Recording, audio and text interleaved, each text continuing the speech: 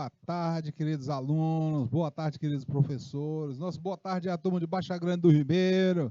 Boa tarde aí à turma de Francinópolis. Boa tarde à turma de Landry Salles, de Joca Marques. Boa tarde também aí à turma de Queimada Nova acompanhando a gente. Nossa, boa tarde para as turmas que estão acompanhando aí pelo YouTube, né, Igor, né, Natalice?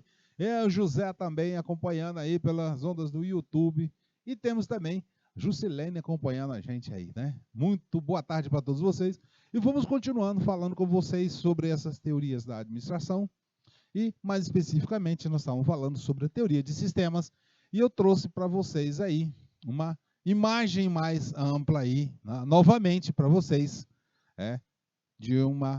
simbolizando uma organização em um ambiente, né? E ela, como organização social, ela está interagindo aí com os agentes externos, né, nos seus processos. Então, aí, novamente, só para contextualizar para vocês novamente. E assim, nós podemos conversar agora sobre a teoria da contingência. Aqui, quando nós falamos de teoria da contingência, eu vou colocar assim de uma maneira bastante simplória para vocês, tá? A teoria da contingência, tudo depende. Tá? Aqui tudo depende. Né? Então, vamos ver aqui a questão do tudo depende do ponto de vista do seguinte, olha. Se vocês vão sair de casa, se bem que no Nordeste é meio complicado isso, né? Se vai chover ou não vai chover, se eu levo sombrinha, se eu levo guarda-chuva, é meio complicado porque aqui a maior parte do tempo é a previsão, principalmente na região do semiárido, né? Sem chuva, sem chuva, sem chuva, sem chuva, né? Mas aí temos aí outros cantos aí que temos a chuva. E aí, após a década de 70, muitas organizações, né, foi percebido que essas organizações, né, as mais bem-sucedidas, elas são capazes de se ajustarem às demandas ambientais, adaptar e se ajustar às demandas ambientais, com maior desenvoltura e agilidade. E aí, nesse sentido, aí, dois autores desenvolveram uma pesquisa, o Baum e o Staker, né? Mostrou que as organizações podem adaptar a dois tipos de sistemas. Veja só, podem adotar dois tipos de sistema. Não significa que vai adotar um especificamente. Um sistema mecanicista e um sistema orgânico. Vamos conhecer esses sistemas. No sistema mecanicista, nós temos dele que a estrutura, né, vertical, com minuciosa divisão do trabalho, uma hierarquia da autoridade, tem os comandos, né, os cargos elevados com alto grau de especialização, a centralização das decisões na cúpula, um predomínio da unidade de comando, um sistema rígido de controle, um predomínio da comunicação descendentes, pequena amplitude de controle, ou seja, mais fechada, e predomínio das relações verticais dentro das organizações, e ênfase nas normas e procedimentos. Veja só, esse formato mecanicista, né, ele se presta mais para quando você está trabalhando com um nível de produção rotineiro mais, né? É tipo assim, eu tenho uma fábrica, e essa fábrica, vamos dizer, fábrica de bicicleta. Então aqui é bem rotineiro, né? Não tem muita coisa que fazer, não. A coisa tem que ser feita o quê? É colocar o raio no aro da bicicleta, montar a bicicleta e pronto, né? Aqui não tem muita divisão, pensar. Aí agora vamos assim conversar com vocês a respeito dos sistemas orgânicos. Aqui, pessoal, nós estamos falando de estruturas mais flexíveis, mais adaptáveis, poucos níveis hierárquicos, os cargos são baseados em conhecimento, em competências, decisões são descentralizadas, tá? As decisões são descentralizadas, a ênfase nas equipes e na autonomia das pessoas, os controles são mais dispersos e flexíveis, a ênfase nas comunicações de todas as direções, a amplitude do controle é mais ampla e solta, e um predomínio das relações laterais horizontais, ênfase na confiança e reciprocidade das pessoas. Vocês perceberam que quando eu estava falando, eu assinalei aí, né, a questão das decisões para vocês terem um comparativo entre esses dois sistemas. Vamos imaginar que nós estamos trabalhando num sistema de produção bem rotineiro mesmo, produção escalar mesmo aí, pode ser aí, por exemplo, produção de parafuso. Então, o parafuso ele tem uma medida certa, o tamanho certo e tal, né? Tá bem? Ou não, vamos pegar uma coisa mais fácil para vocês verem, né? Produção de tijolo. Aí na olaria lá tem o quê?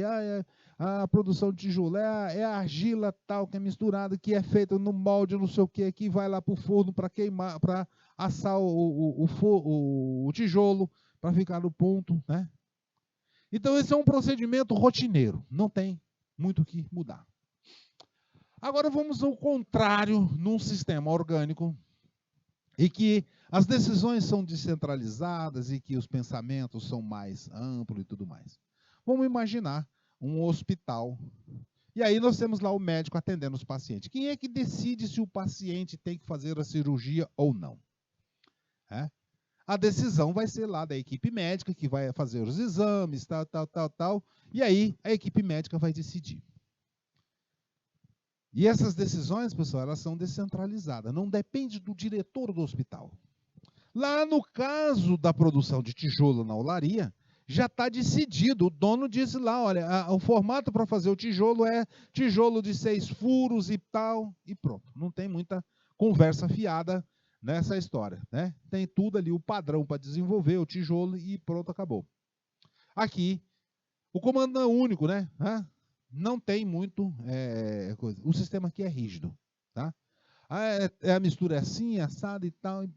E assim é na produção de tijolo, na produção fazer as paredes e tudo mais. Agora, quando nós vamos... Veja que aí, pessoal, nós estamos trabalhando mais assim, na parte mais básica do processo produtivo e mais rotineiro. Agora, quando nós estamos trabalhando lá, por exemplo, no hospital, numa escola, né, em que o nível das pessoas que trabalham é mais elevado, então aqui as decisões podem ser mais descentralizadas. Tá? Imagina, né? Dá lá o médico na sala de cirurgia fazendo uma operação cardíaca num paciente, e aí precisa ter aplicado um medicamento. E se fosse um sistema rígido, ele teria que ir pedir autorização para o dono do hospital ou pelo diretor do hospital para aplicar o medicamento. Não dá certo, né? Então veja que a aplicabilidade do sistema orgânico ou sistema mecanicista depende da situação e dos processos produtivos. Assim, nós temos aí para vocês que o sistema mecanicista ele está mais focado na rotina e conservação e somente podem ser bem-sucedidos em ambiente estável de pouca mudança. Pessoal, produção de tijolo é produção de tijolo. Produção de parafuso é produção de parafuso. É bem estável. Pode haver mudança? Pode. Mas, olha, quanto tempo se faz o tijolo de 6 furos? Ah, professor, mas aqui na minha cidade tem uma olaria que faz o tijolo de 8 furos. Provavelmente é porque ele desenvolveu à parte um processo produtivo que rende mais, e aí, depois ele passou para a produção. Então, aqui, quando vem para o sistema mecanicista, é porque aqui já está tudo padronizado, não tem muito o que fugir. Tá? É para fazer daquele jeito, e aí é um formato mais prescritivo mesmo. Tá? Aqui é prescrição. Olha, para fazer... Imagina, né? Vocês não recebem aí, alguns já devem ter tido a curiosidade desses pacotes, das embalagens de leite condensado, que no verso vem lá um procedimento para fazer o quê? O pudim, não tem? Também no cuscuz vem lá um procedimento, como um procedimento, a massa de cuscuz, um procedimento para fazer isso, aquilo, algumas receitas que vêm. Ali, pessoal, é prescritivo mesmo. Não tem que fugir.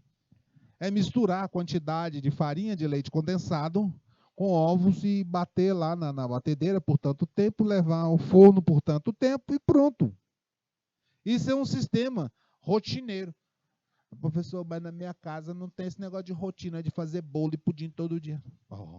Mas se você tivesse numa panificadora, né, industrial, seria rotina. Na tua casa, mas aí segue a mesma prescrição. Tá? Já os sistemas orgânicos, tá, são flexíveis e adaptáveis e são bem-sucedidos em ambientes imutáveis e de constante transformação. Aqui nós já até colocamos para vocês, né, a transformação que teve no meio empresarial, que foi a entrada dos computadores, né, e da informática, né? Nesse sentido, aí, os defensores da teoria da contingência colocam que o ambiente funciona como uma variável independente, enquanto a estrutura dinâmica da organização constitui a parte variável. Então, o ambiente funciona como uma estrutura dinâmica e a dinâmica organizacional, né, depende desse ambiente. Assim, pessoal, nós fizemos até um pouquinho mais exagero, né? Um pouquinho de exagero. As organizações bem-sucedidas são capazes de se ajustar às pressões, coações e contingências externas e, assim, aproveitar as oportunidades que estão no ambiente. Então, veja só, pessoal, mesmo que o mercado seja aquela característica, né, de competitividade acirrada, com muita pressão e tudo mais, pressão de governo, pressão da sociedade, tudo, pressão de concorrentes, fornecedores e tudo mais, as organizações, né, conseguem se ajustar a esse ambiente e serem bem-sucedidas. Assim, nós também temos que algumas organizações que não conseguem se adaptar e nem ter flexibilidade, não sobrevivem por muito tempo. E assim, muitas delas já vêm sumindo do mapa. Principalmente, pessoal, quando nós temos assim, vocês poderão ainda deparar com uma organização em que vocês vão levar a ideia de mudança ou a informatização, e aí o dono da empresa vai assim, a minha empresa funciona desde o meu avô, já estamos com mais de 60 anos aqui, nunca foi nesse negócio de botar computador e sempre deu certo.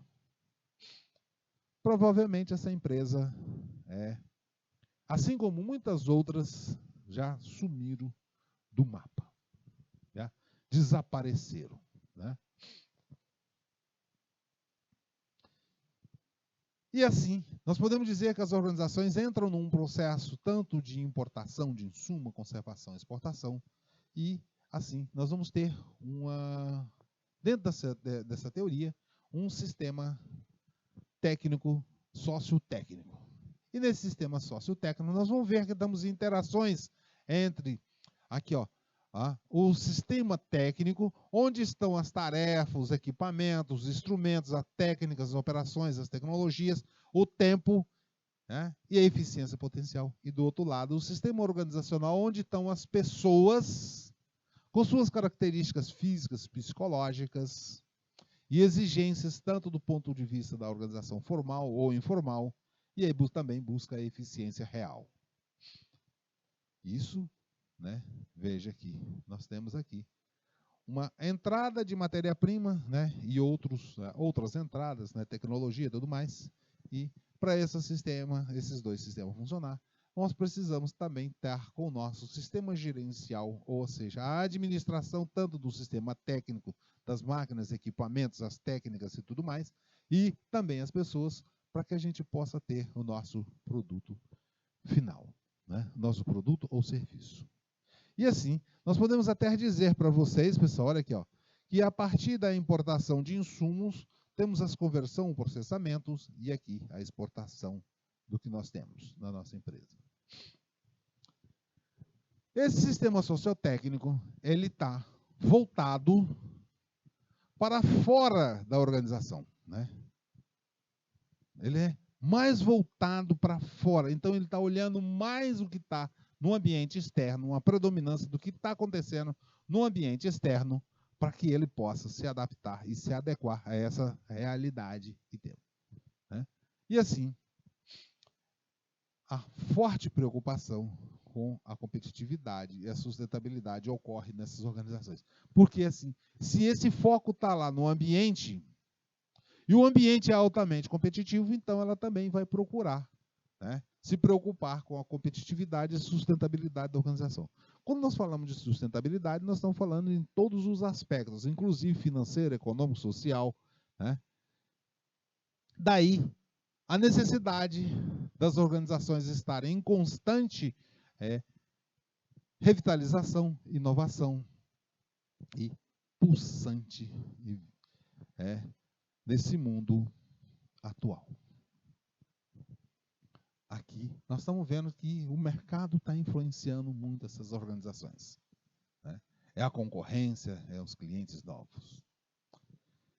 Assim, vista essa questão da teoria da contingência, nós podemos começar agora um pouquinho com vocês com alguns desdobramentos das teorias da administração, porque aqui, pessoal, agora as teorias começam a se juntar todas elas e ver os desdobramentos que acontecem.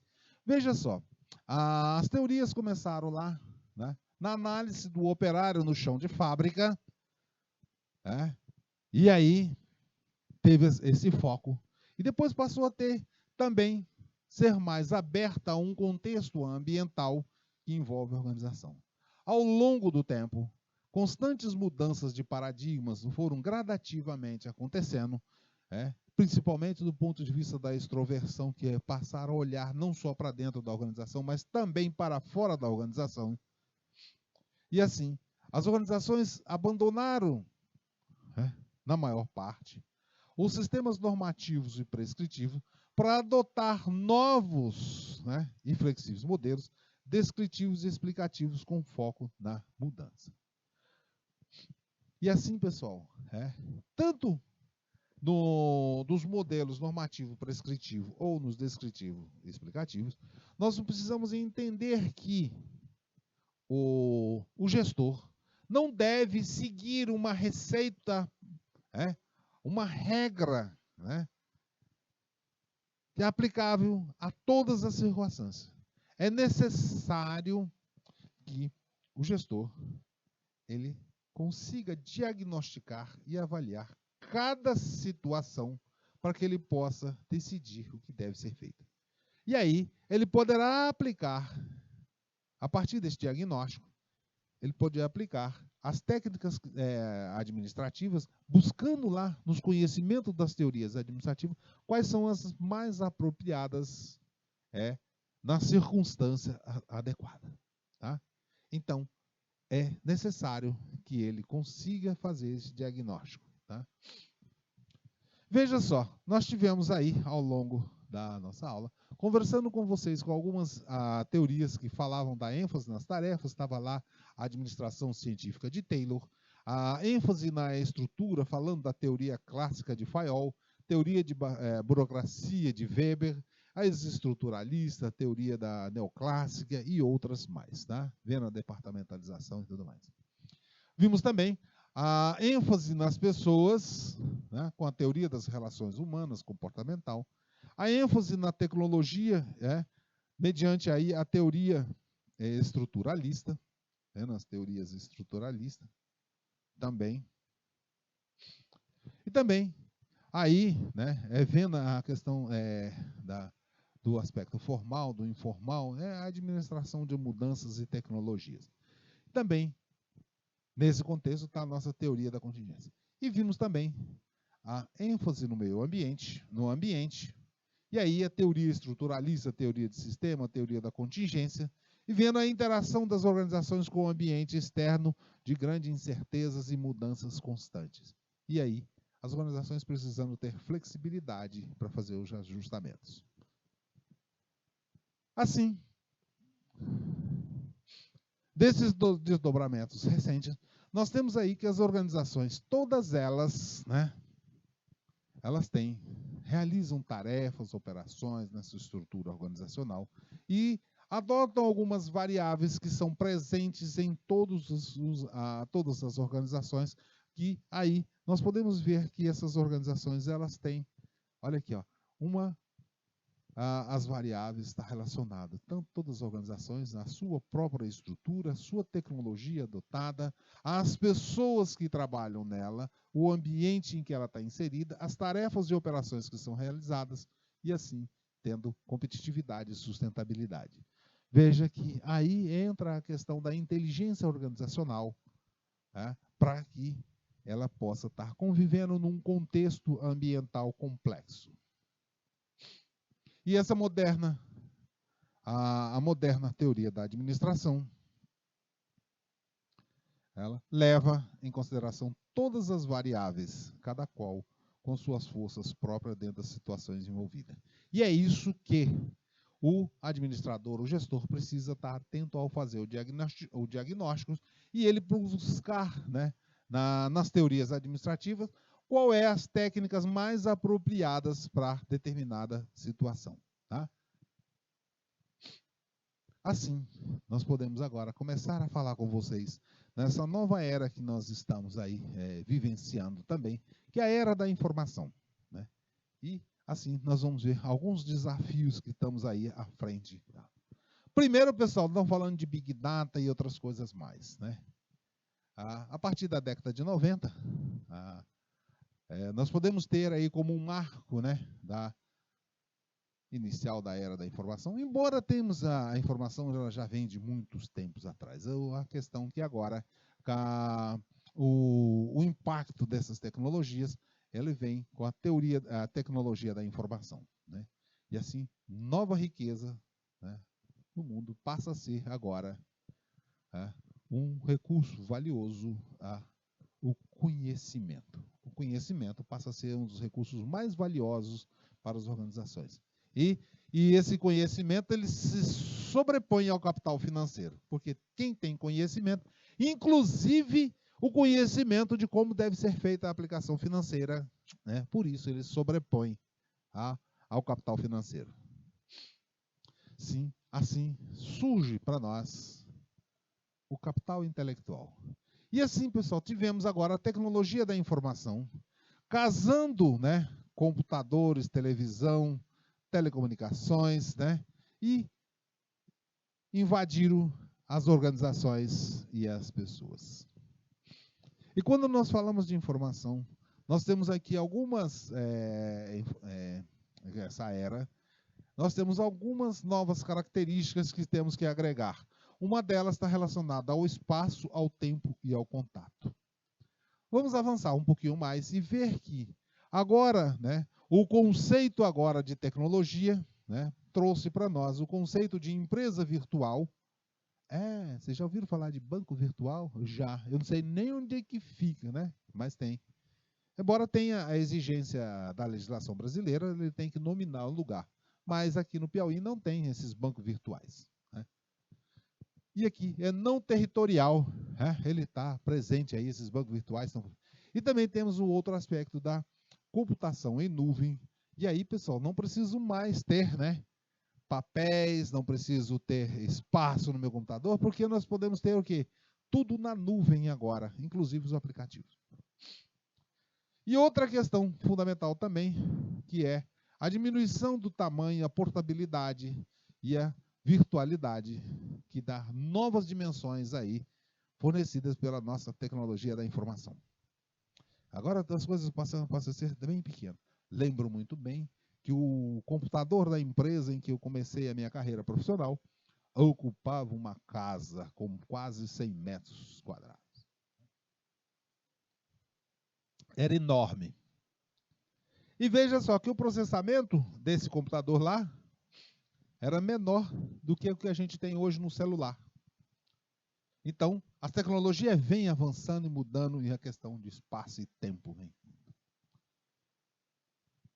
E também, o outro aspecto relevante que nós temos agora, nessa era da informação, é o menor tempo. As comunicações, pessoal, tornam móveis, rápidas, flexíveis e diretas. Agora, vamos ver, o vendedor fala com seu gerente de vendas, né? Tá lá no cliente, e aí o cliente está pedindo um desconto, ele usando lá um aplicativo, ou então passa uma mensagem dessas, né, de redes, um grupo social que ele pode ter lá no seu notebook, no seu celular, passa uma mensagem para o diretor e diz, diretor, olha, o cliente aqui quer fechar um pedido aqui, de tantos mil, são tantas peças, não sei o quê, passa o pedido lá para o diretor e diz, diretor, ou então para o gerente dele, superior ou supervisor, e ele está pedindo um desconto de 10%.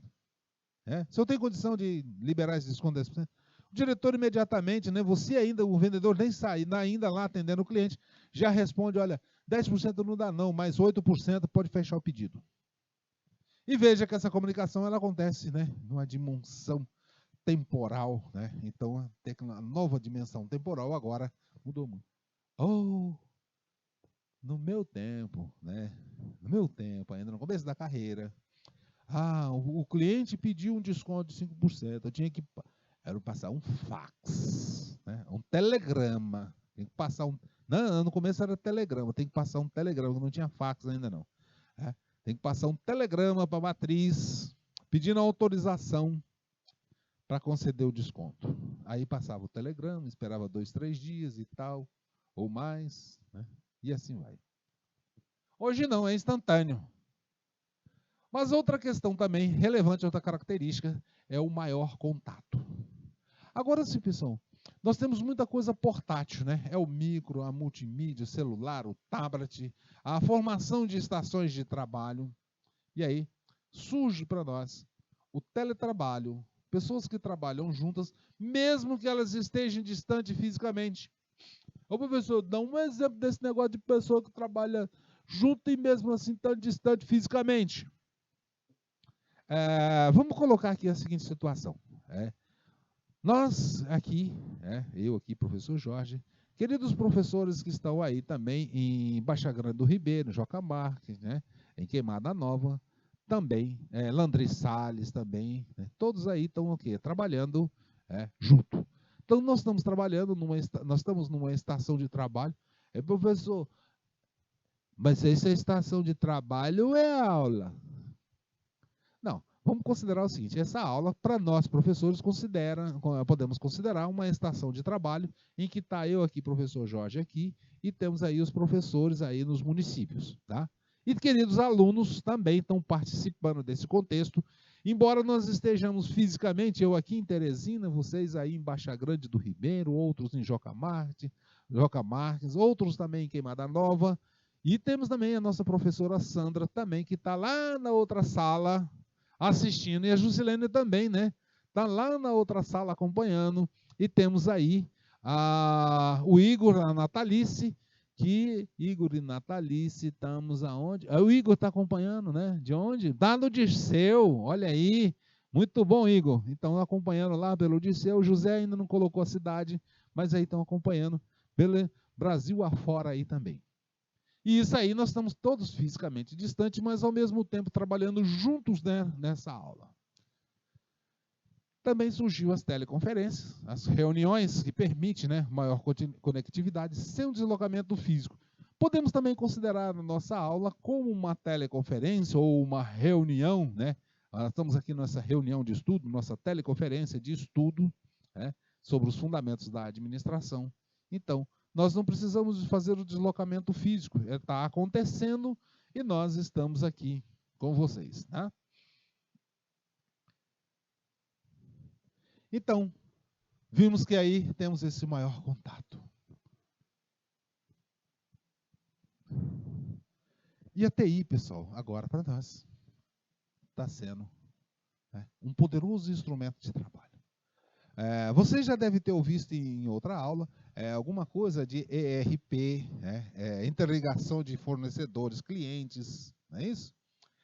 Os sistemas de transporte hoje, todo ele também conectado para fazer rastreamento e tudo mais, essas coisas. Né? É muita coisa. Né? Algumas empresas utilizam a internet, outras fizeram a adoção da intranet. A diferença de uma para a outra, pessoal, é que a internet é aberta, tá, para todo mundo aí. A intranet não. A intranet ela é restrita a quem a empresa cadastrar para acessar. Né?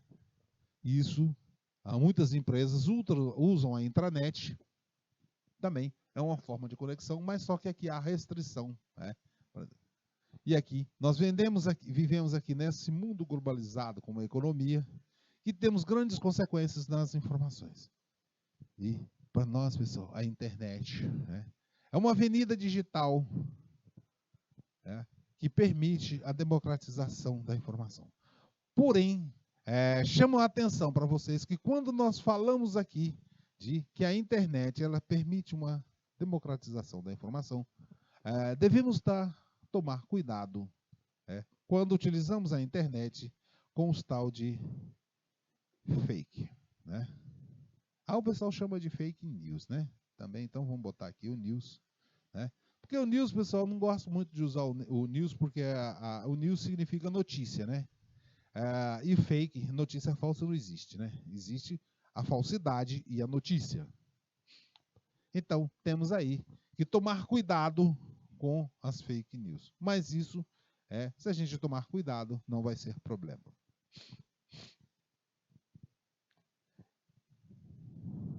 E assim, pessoal, nessa era que nós estamos vivendo, essa ferramenta poderosa da internet, a tecnologia da informação, tem ajudado muito e tornado os usuários, né, e as organizações cada vez mais poderosos. Hoje, clientes, eles antes de iniciar seu processo de compra, ele faz consulta na internet e já tem assim, uma série de informações sobre produtos e serviços, inclusive preços e condições. E aí, pessoal, a informação acaba sendo um forte combustível para as organizações.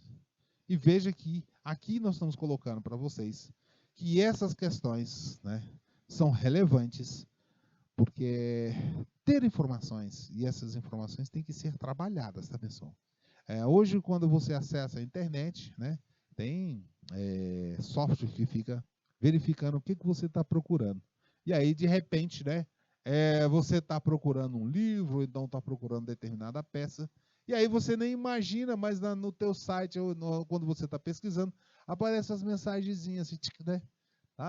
Tem um livro tal aqui e tal, né? E assim, nós podemos avançar e não confundir qualquer tipo de matéria-prima com a informação. Porque informação é informação e matéria-prima é matéria-prima. Não pensem vocês que essa informação ela vai ser matéria-prima. Então, informação é informação, matéria-prima é matéria-prima. Matéria-prima é farinha, é fermento, é aço, é ferro, é chapa de aço, né? E por aí vai. Informação, pessoal, é conhecimento. E isso não se confunde. Tá? E veja só, que a informação ela ainda tem um aspecto relevante, ela tem algumas propriedades mágicas, né, que as matérias-primas não têm. A informação ela permite você estabelecer ou decidir sobre determinado mercado, como você vai atuar nesse mercado. Né? Já a matéria-prima não. Então, a matéria-prima não tem esse aspecto mágico que a informação tem, porque a informação ela alimenta processos decisórios. E podemos avançar para vocês e dizer aí algumas características, né, marcantes dessa era da informação. Vamos ver que essa era da informação, ela tem algumas características peculiares, porque olha só, nós estamos falando de ambiente de instabilidade, de imprevisibilidade, de mudança, de transformação e de ruptura. E aqui nós vamos ter conceitos abstratos e produtos virtuais. Hoje a gente tem aí música virtual, os shows agora, né, das músicas, né? O show agora é o que? É live, né? Não se chama mais de show, é live, né? Mudou, né? E aí, nesse período, nós estamos passando aí por inovações, excelência, alta competitividade, sustentabilidade. Do outro lado também, nós falamos das organizações, mas também nós temos aqui também esse ambiente da física quântica, das metodologias científicas, maturidade das ciências comportamentais e uma visão mais extrovertida e internalizada do mundo. Essas são as características dessa era da informação. Os grandes desafios que nós temos aqui para seguir está relacionado aos aspectos organizacionais. A era da informação nos proporciona, né, ter aspectos organizacionais e aspectos culturais. Dentro dos aspectos organizacionais, nós temos aqui mais simplicidade, mais agilidade, mais flexibilidade, trabalho em equipe ou em células de produção, unidades mais autônomas, né? Do outro lado, quando nós falamos dos aspectos mais culturais, nós temos uma participação mais ampla, porque as pessoas como têm mais acesso à informação, conseguem também participar mais. Temos alguns alinhamentos também, né, entre as pessoas. Também, à medida que se tem mais conhecimento, também se estabelece mais comprometimento. E o foco, né, agora é tanto no cliente interno como no cliente externo, e a orientação agora passa a ser para metas e resultado. E a busca constante da excelência, e não só da eficácia. Então, nós estamos buscando agora, as organizações buscam excelência e não mais eficiência. Porque a excelência, ela comporta os dois conceitos de eficiência e de eficácia. E a competitividade, ela acaba sendo, pessoal, um resultado das preocupações, né, que as organizações têm entre seus aspectos culturais e a própria garantia de sustentabilidade do negócio. Então, essa competitividade também leva a esse aspecto. A ênfase que temos na competitividade e na sustentabilidade resultou de aspectos, né, vital para que a organização tenha transações no mundo global com mudanças rápidas e evanescentes. Veja só, pessoal, aqui, aí vocês vão, professor, mas aqui a empresa aqui é só aqui no Dirceu, né, Igor? A empresa aqui é só em Queimada Nova. Mas vocês acham que não tem interferência? Hã? Algum de vocês já viram filmes pelos canais de assinatura, futebol? Aí já temos os aplicativos para fazer apostas em quem ganha, quem não ganha. Aí tem mercadorias, produtos, a gente já pode fazer compra pela internet. Então, tudo tem influência, né? Também a partir da década do século XX, novas técnicas que foram trabalhadas aí com enxugamentos de empresa, reengenharia de processos, fábricas enxutas, just in time, muita técnica sendo desenvolvida, organizações virtuais. Mas nós temos aqui também o que está provocando o aparecimento de inovação sobre como tocar negócios de maneira mais simples, a economia ágil e competitiva, está relacionada a todo esse conjunto de técnicas. E o dinamismo que nós temos no mercado em novas situações, principalmente, né, nas indústrias, criando posições estratégicas únicas e diferenciadas, enquanto empresas tradicionais estão se sucumbindo ou imitando as empresas de ponta. E assim, Hanel, ele desenvolveu um trabalho e fez aí, a partir desse trabalho, ele fez uma classificação dos tipos de empresas. Empresas formadoras de regras. Pessoal, essas empresas normalmente são líderes, né?